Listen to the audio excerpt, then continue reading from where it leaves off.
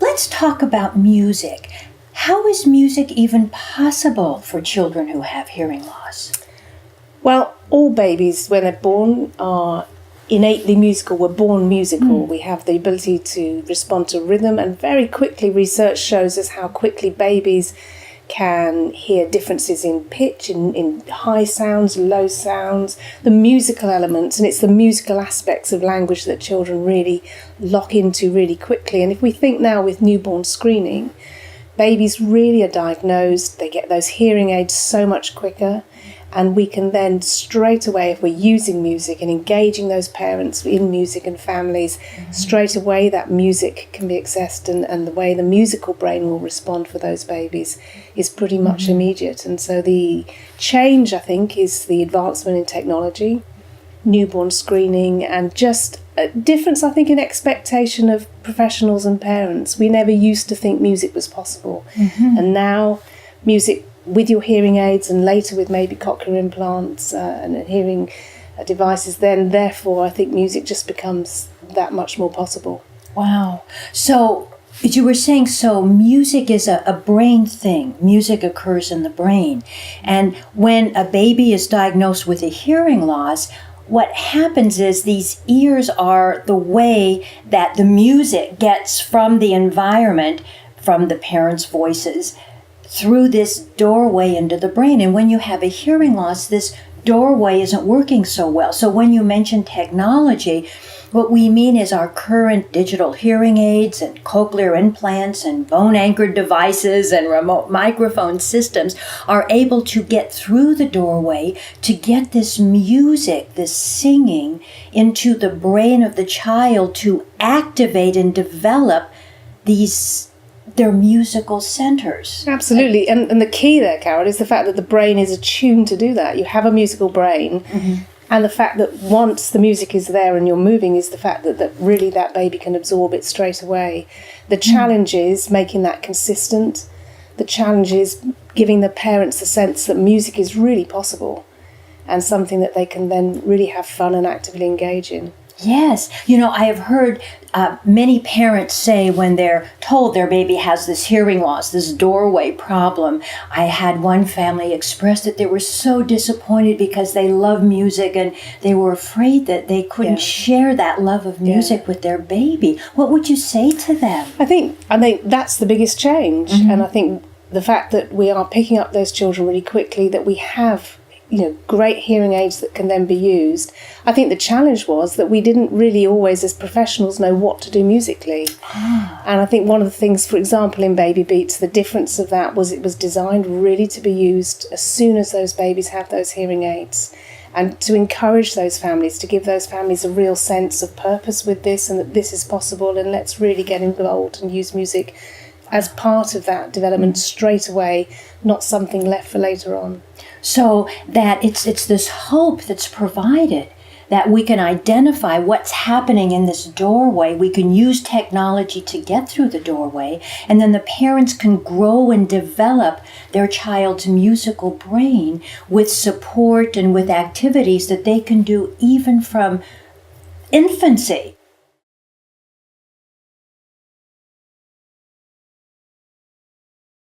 As we know, the musical brain impacts so much in terms of development for all children, and that's really the most significant aspect as well. Wow, that's amazing. What a wonderful message for parents to hear. You know, I'm wondering, why is music so critical for babies? We're not training them to be rock stars.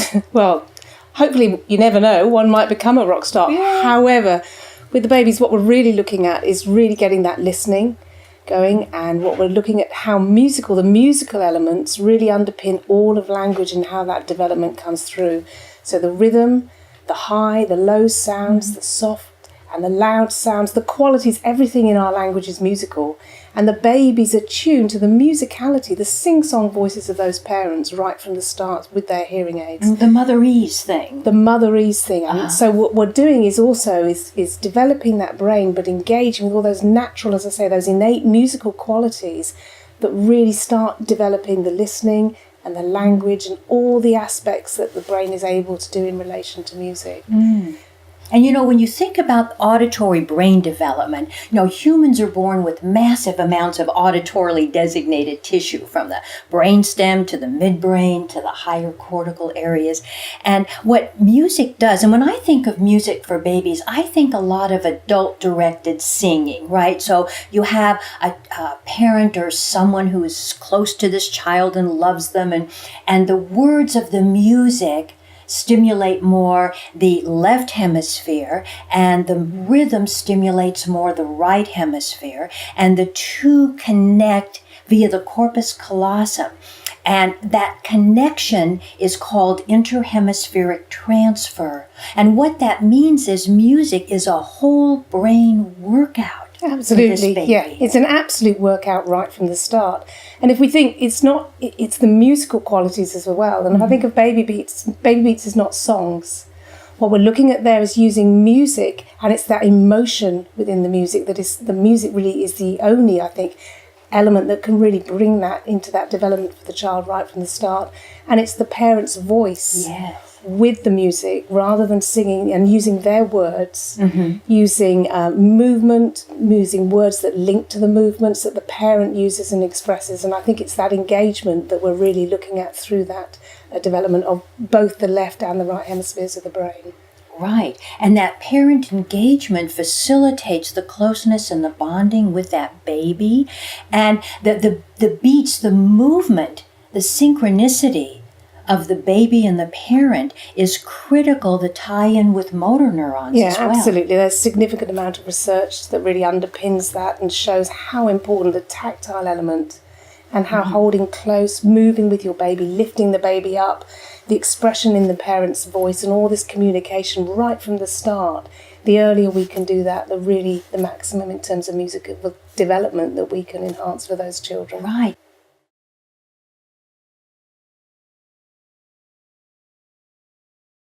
When we think that when we're working with the family, we have a family and we have the baby, we're always saying we have to consider the whole child. That this is a whole child.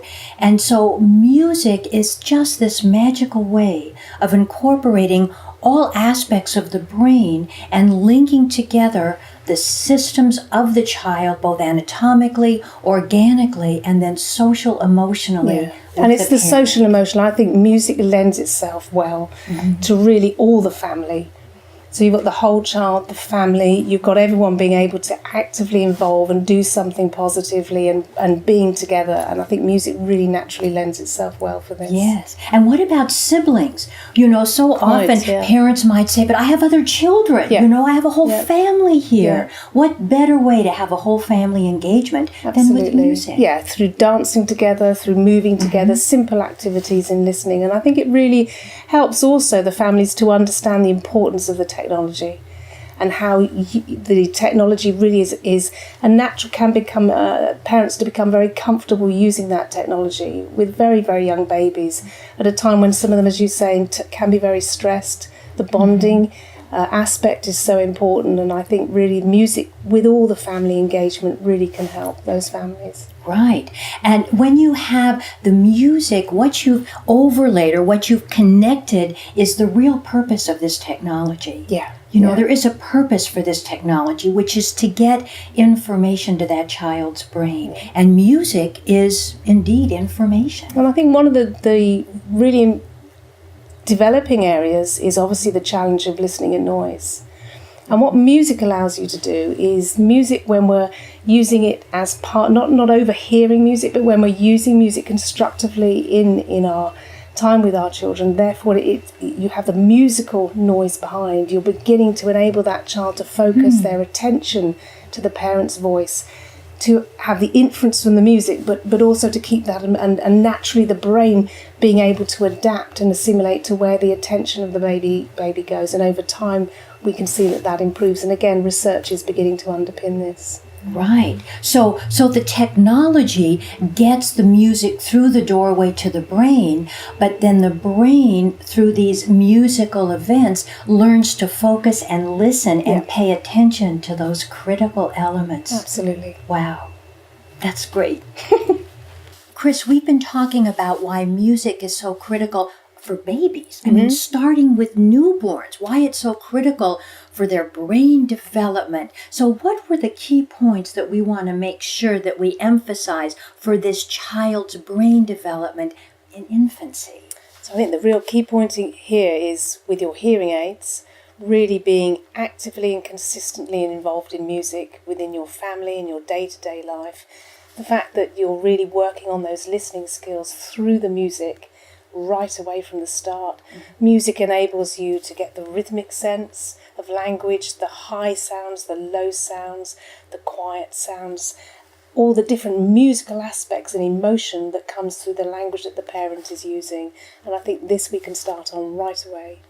Wow, that's so good to know, because families really are eager to get going and to do something very important for their baby. I think especially even if you're waiting for a cochlear implant, the point is we want those families to be engaged right away. We can do something now, we're not waiting, and music really allows you to do that. I think the difference, say, with something like BabyBeats is that it's not songs, it's using musical extracts, different rhythms, different tempi, different styles in that the parents use their language, their voice, and the baby can begin to attune to that parent's voice, separating out at times that background musical sounds as well. So we're working towards an improvement for listening in noise. And it's never too early to start. Never too early. Right, that's great.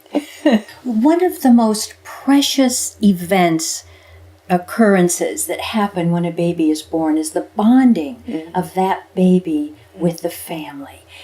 How does music fit into this wonderful bonding that happens? Well, again, naturally music has always played a part in that. If we think about lullabies, moving, embracing, moving and gently swaying with music, with the rhythm of the music, I think music has always naturally been there.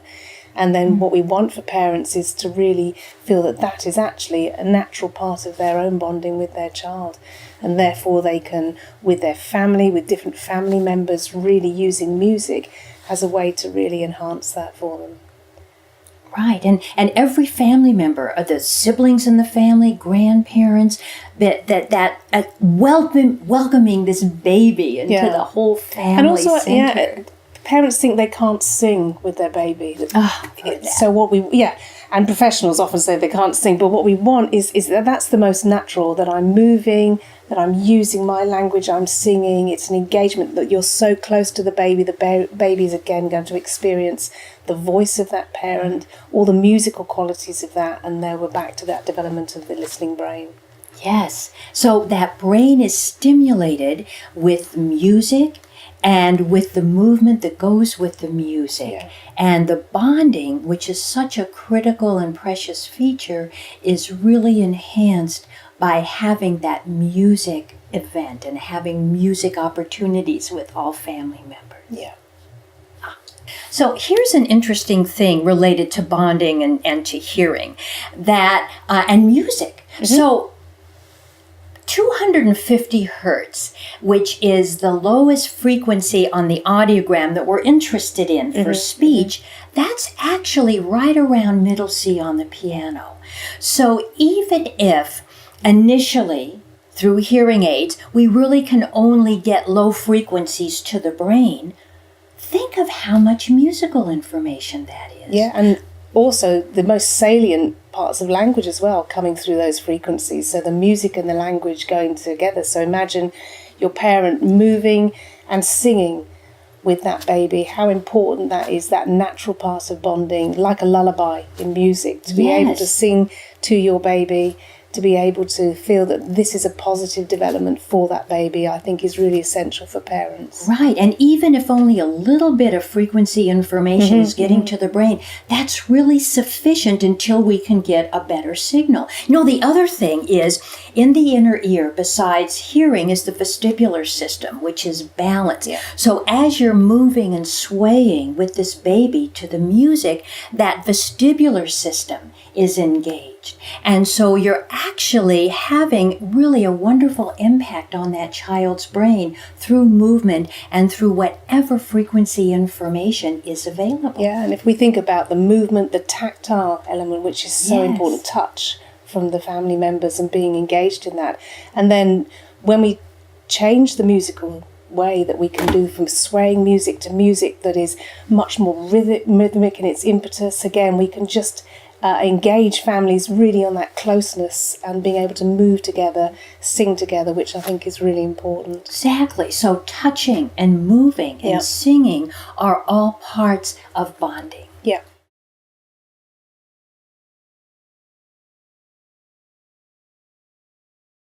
When we're talking about using music with infants, and we're looking at a musical program that can facilitate a thoughtful and intentional use of music, a program like BabyBeats. But this is like an infant. I mean, this infant isn't talking. They don't really have language. So what impact does music have on preverbal or nonverbal communication? I think music really helps with the foundation of this, which really then we know leads through to language. So what we're looking at through the musical play, really that playing with your baby through the musical activities, is we're looking at turn taking and anticipation, the attention, the eye contact that we can get through that, and the prediction that comes through that, using instruments, using simple activities that really engage that child and start to really lay the foundation of those pre-verbal skills.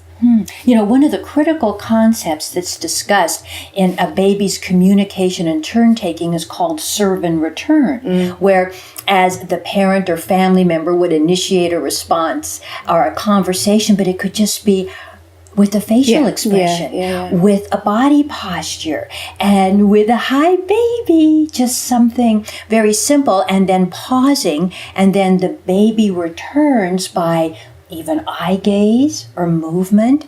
And then if the baby responds in any way, then the parent responds. So you have a serve and return, which is absolutely critical for that child's cognitive and communication development. And isn't music perfectly designed to facilitate this development of the serve and return? Music, absolutely. And I think it's the confidence of the parents that actually we are working on these skills. We are, often people think, well, why are we doing music? Because music is, is that really relevant? We're not actually doing speech and language and why are we doing music? And I think this really shows why music is so important for those families when they're with their children. Oh, absolutely. We've talked about music and the importance of that, Carol, and I'd like, really from your experience, how you see music really being able to support the auditory development for those children as they move forward from babies to infants, and the relevance of music really to be used as part of programs in therapy and education and at home in the daily lives of those family. Why you might think that could be really significant as well. Oh, yeah. So when we look at it, the child developing their listening skills, and we look at the foundation of spoken language, we really are looking at the suprasegmental features. And by suprasegmentals, we mean the foundation of auditory events from the very beginning of presence and absence. Is there sound? Is there music? Is there rhythm? Or is there not? Presence and absence of sound. And then we get into durational components, long sounds, short sounds, intermittent. We get into pitch distinctions, loudness distinctions, and variability. Those suprasegmental components are really the core of having intelligible speech, because the meaning elements of language are carried through the rhythmic presentation of those structures. So music is really the perfect way to build these listening foundational elements.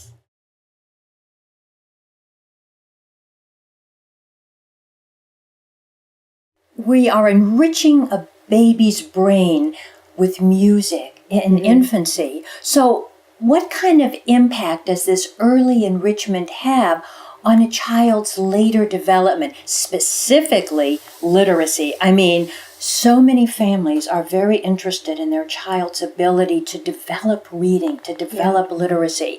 And how does this early music enrichment impact that later literacy? I think lots of people think, how is that even remotely relevant? How is music actually relevant to literacy and how we read? But I think the importance here is, again, we learn from research. It's well documented with all children how music can underpin, not just in the short term now, but as they move forward, as they grow older, the significance of that really can play a strong part.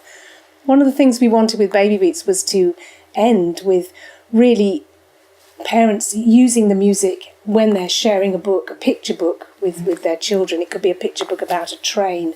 And one of the pieces of music in there is the train as it moves off from the station, and with a child being able to think and imagine that train's there with them through the music, through the image that creates, through the sound awareness from that. So from a simple level, we're bringing the musical element into the story in those sort of ways. But as we move through the language, again, we're back to the rhythm, the different sounds in the words, the way they blend together, the rhythm of phrases, the intonation, again, all those musical qualities that underpin that. And one of the most important things, actually, is the ability of your child to be able to hold a regular beat against a piece of music. And really that's established in children by the age of 3. And that underpins all of that development in reading. That's quite a foundation level that has to be in place. And it's a musical one that really is there right from the start. Right. So one of the foundational components of literacy is rhythm, rhyme, and repetition. Yeah. Rhythm, rhyme, and repetition. And that's just the heart of what this early musical programming does for the child. And in fact, studies have shown that many children who have difficulty developing literacy have rhythm problems. Yeah, absolutely. Yeah. And then the other really, I think, significant part is by starting early with music, we can really influence pitch, the high sounds and the low sounds. And why that's really important is because it's that pitch that is giving the emotional content to the language. If we think about also the child reading, the emotion in their voice, we want that inflection for the children, the intonation to be there through how they're reading and presenting those stories, the characterization. And again, that really can be supported through music. Right. Excellent. And super segmentals are also called, in some literature reviews, paralinguistics. So paralinguistics is that extra rhythmic structure that overlays the actual words that, as you say, gives meaning to the words that are said. Yeah. And that comes from music. I mean, for example, if I say a sentence, I drove to the store. By emphasizing drove, what is the intention? How did I get there? On the other hand, if I say I drove to the store, what does that mean? Yeah, and it's that emotion also in your voice. Yes. It's the way that you're slowing and the softer sounds that you bring in. Again, musical training, continued work in music can really help with that. And I think as children begin to establish their literacy skills, we also have to think forward to that, those higher order levels of skills that I think are so important for children that they continue to develop. And again, if children who've been consistently involved in school programs or out of school programs, maybe learning even an instrument, can actually also help in terms of that ongoing development of their literacy skills. Right. So we're using music very early on to set up that child's brain for reading, to get that brain ready to scaffold on the higher level linguistic skill of reading. Yeah.